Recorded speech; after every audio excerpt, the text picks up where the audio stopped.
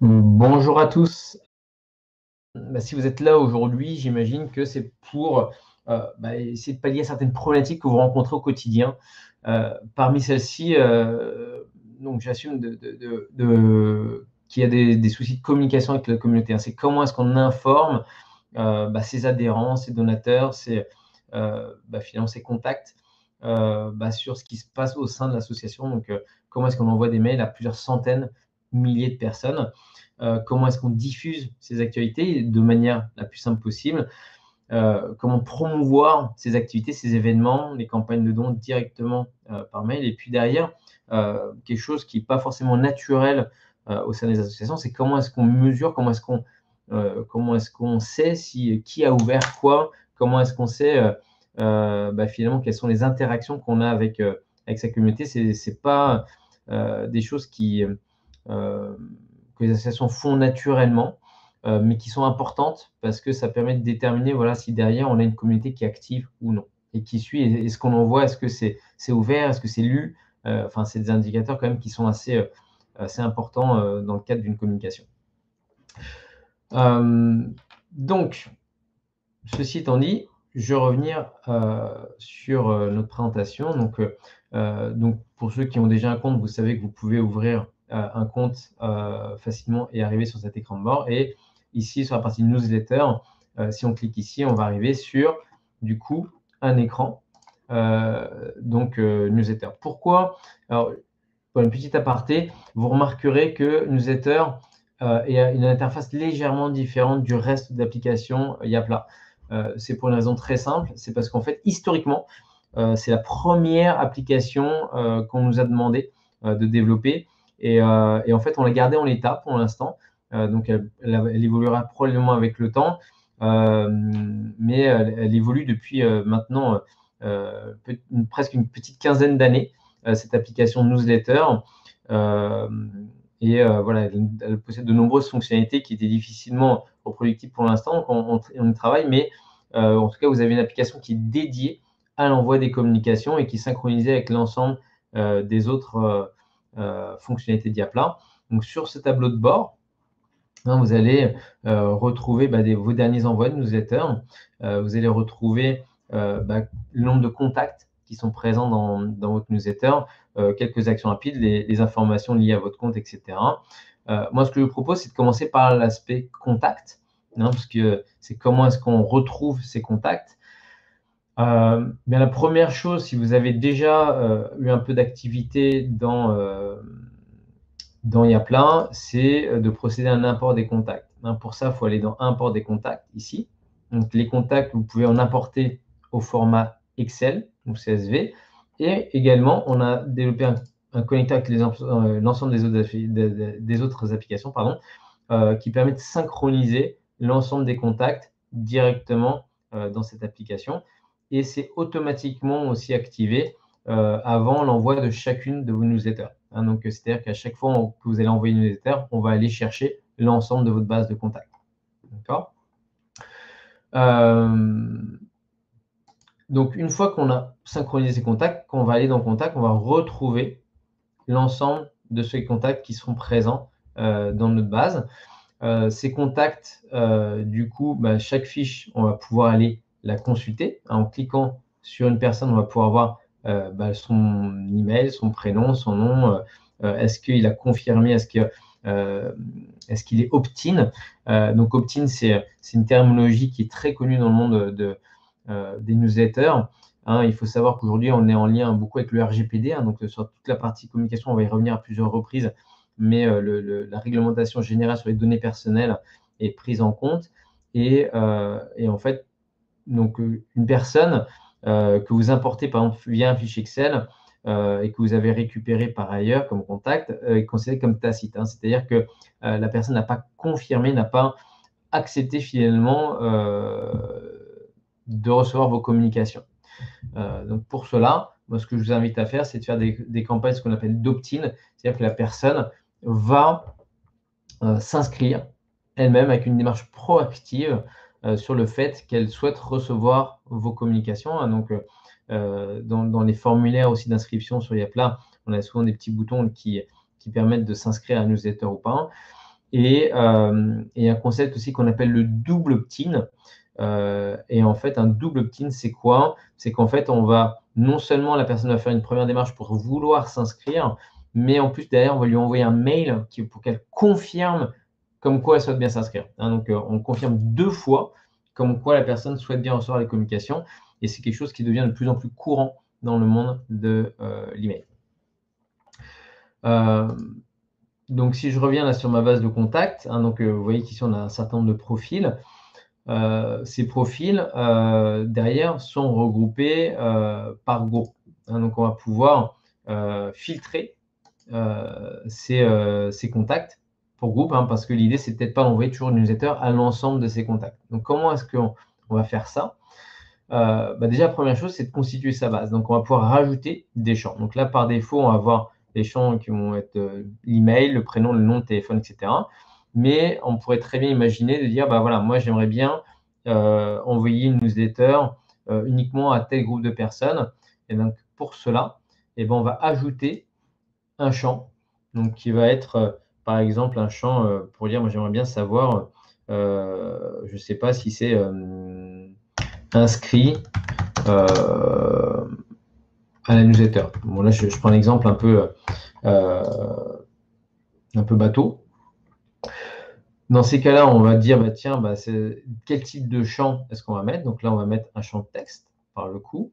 Et voilà, c'est tout simplement qu'on va ajouter ce champ-là.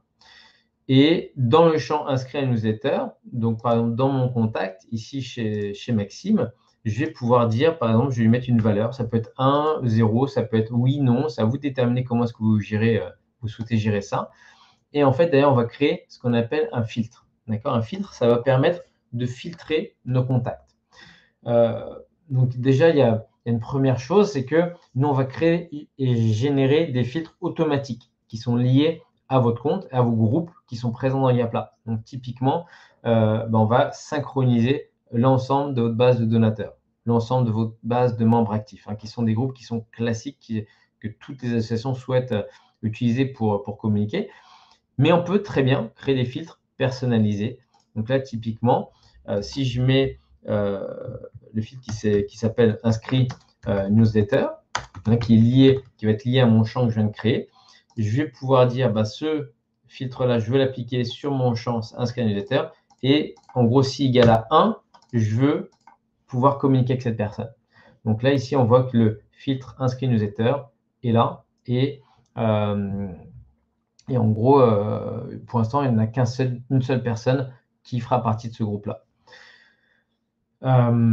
Donc là, on peut en créer autant qu'on le veut. Si vous avez des groupes personnalisés, on va pouvoir aussi les créer ici et les adapter. Ces filtres simples, d'ailleurs, on va pouvoir les combiner en filtres plus complexes. Donc là, un filtre complexe, c'est quoi? C'est qu'on va dire, voilà tous les filtres de base que l'on a, et on va dire, moi, je veux communiquer sur les personnes qui sont à la fois donateurs et à la fois membres actifs. Donc, ce qui permet de dire, voilà, ici, c'est donateur plus membre. Et donc, parce que je veux cibler ces personnes-là d'une manière générale. Donc, je crée ce filtre complexe. Ce qui est intéressant aussi ici, c'est qu'on va pouvoir créer un générateur de formulaire. Un générateur de formulaire, c'est quoi? C'est un formulaire que vous allez pouvoir copier-coller sur votre site, que ce soit un site Yapla, un site externe, une page, peu importe. Et que vous allez pouvoir, du coup, pour collecter des nouvelles inscriptions à votre newsletter. Donc, par défaut, on propose le champ email, mais vous pourrez très bien dire, moi, j'aimerais bien que les personnes qui s'inscrivent à ma newsletter, finalement, ils se disent, tiens, inscrire à la newsletter et je veux le prénom, le nom et l'email. Et donc, automatiquement, on va pouvoir afficher le message lorsque la personne a validé ce formulaire. On peut activer le reCAPTCHA. Le reCAPTCHA, c'est une fonctionnalité qui permet de s'assurer que c'est bien une personne humaine, donc d'éviter tous les robots qui pollueraient un petit peu votre base de données. Et donc, on va générer le formulaire. Et donc, ça génère un code qu'il suffit juste de copier-coller et insérer dans le code de son site web. Donc, aujourd'hui, par exemple, si j'avais ici un site web, donc là, je reviens dans mon compte Yapla, sur une page, par exemple, sur la page d'accueil, ici, je pourrais très bien insérer ce code-là directement dans la source ici. Hein, donc, je pourrais insérer mon code pour la newsletter. D'accord. Alors, attendez, je n'ai pas copié le... Hop, voilà, je vais le copier ici. Voilà, donc là, j'ai copié mon code et donc ça reprend mon formulaire avec mes éléments. Voilà. Hein, donc, vous pouvez comme ça, du coup, générer des formulaires dynamiquement. Voilà ce que je peux dire un peu pour les contacts. Donc après, pour créer une newsletter, on peut partir d'un template, soit un template personnalisé, soit vous pouvez partir de zéro. Hein, moi, je vais ici créer une campagne, par exemple, à partir de ce template-là. Maintenant, libre à vous de créer vos propres templates si vous le souhaitez. Donc là, on va créer une nouvelle campagne. Hein. Donc, comment fonctionne Yapla là-dessus? Yapla fonctionne, vous verrez, ici, on a des campagnes et des newsletters. Pourquoi? Parce qu'en fait, une campagne, en fait, vous allez la paramétrer une fois et en fait, c'est pour des newsletters qui vont être réutilisés régulièrement. D'accord? Donc, en fait, la campagne, vous pouvez considérer ça comme étant le modèle de la newsletter que vous allez envoyer régulièrement.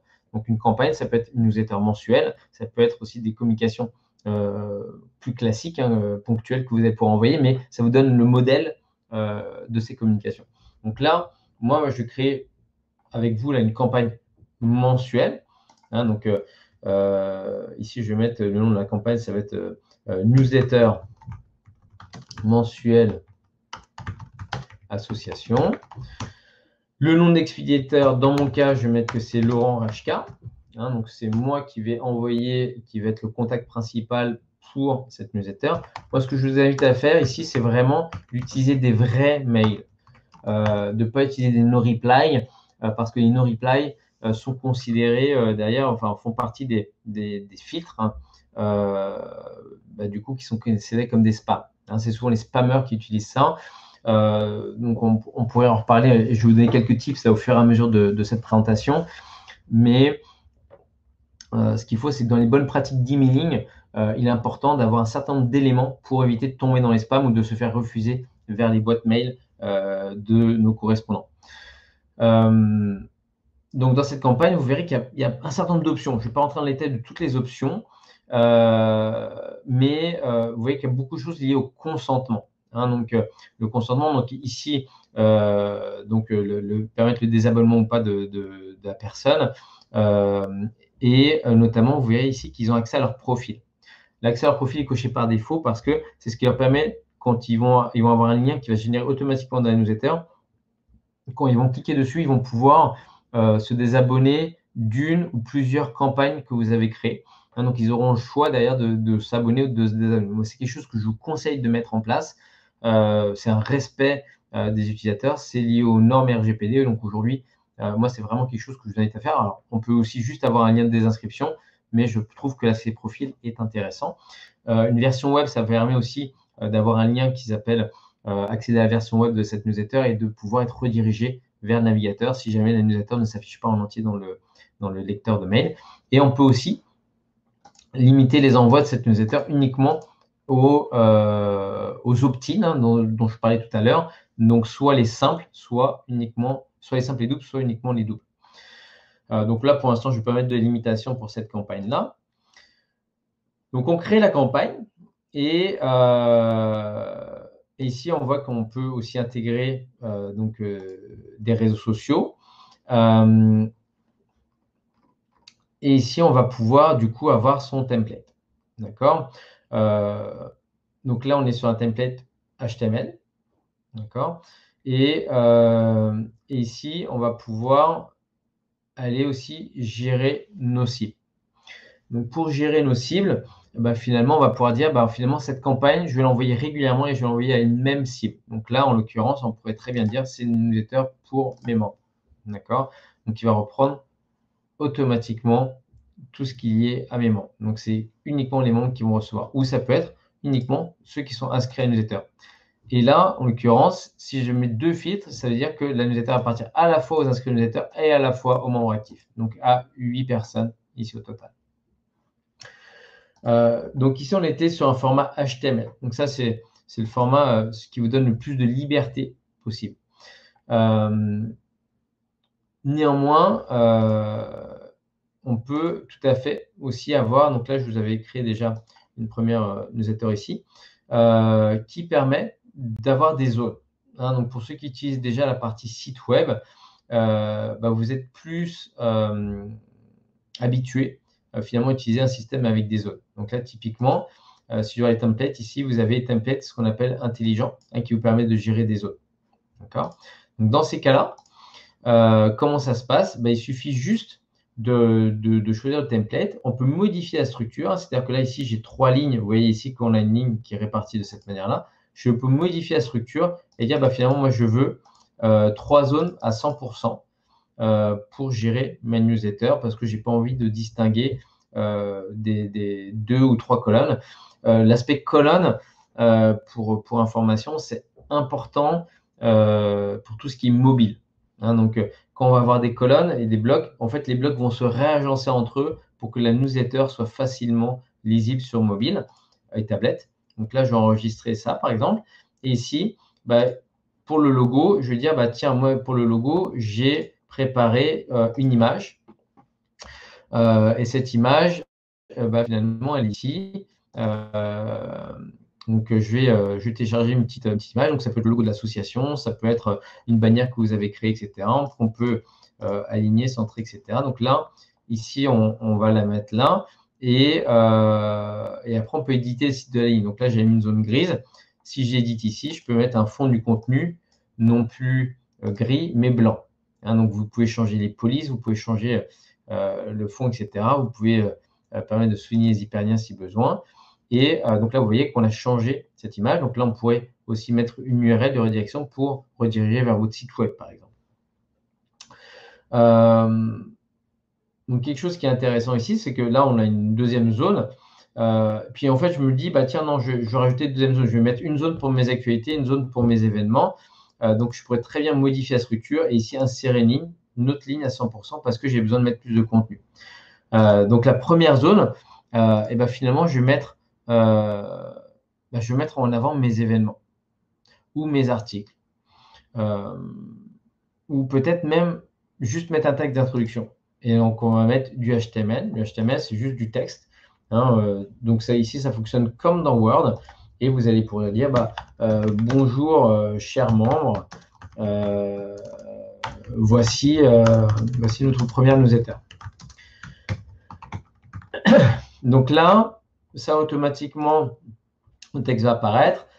Vous allez pouvoir mettre des textes beaucoup plus longs. Vous allez pouvoir utiliser des mots-clés. Vous pouvez pouvoir utiliser des liens aussi de désabonnement hein, dans ces différents blocs. Donc, vous êtes autonome et surtout, vous allez pouvoir utiliser des mots-clés. Donc, si vous avez les noms et les prénoms, plutôt que de dire bonjour charmant, vous pouvez ici, à la place de charmant, mettre un mot-clé qui va reprendre par exemple le prénom de la personne. Hein, donc, ça vous permet de personnaliser vos newsletters avec les informations que vous avez en base de données. Et dans les autres zones, on peut très bien imaginer, moi j'ai envie de communiquer, je communique régulièrement sur des événements, et je veux mettre un bloc qui va aller appeler mes événements ou mes articles que j'ai écrits dans mes autres fonctionnalités Diapla. Et en l'occurrence, je vais aller chercher les événements depuis 180 jours, par exemple. Hein, donc là, ici, je vois que j'ai uniquement un certain événement qui s'appelle la conférence sur le développement durable.